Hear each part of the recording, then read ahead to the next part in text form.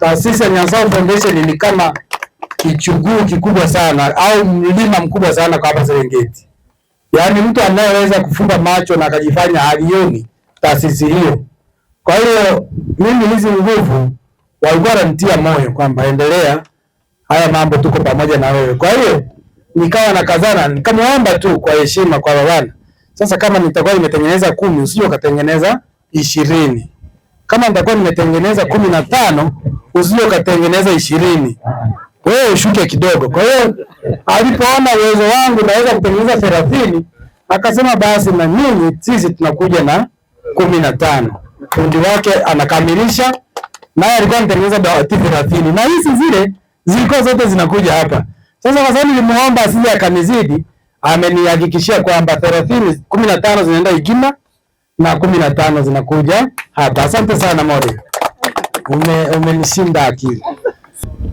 Sasa nataka niwasomee kiasi cha fedha ambacho mmekitoa hapa.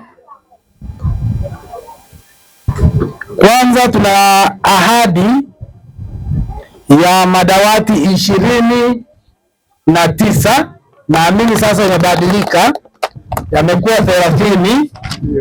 Hiyo ni darasa kabisa. Kwa hiyo kwenye madawati 100 tuanze kunoti. Hayo ni madarasa karibu mawili madawati 30.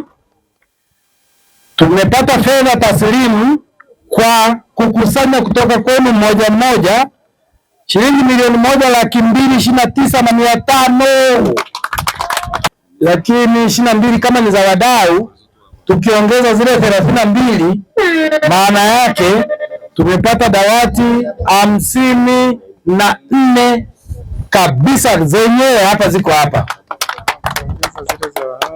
Na kwa hiyo dawati 54 ukiongeza 30 zinakuwa 80 ngapi? 84. Vigelegele. Kama tuna dawati 84 kwa hizi fedha tulizopata ambazo jumla yake inaweza ikawa milioni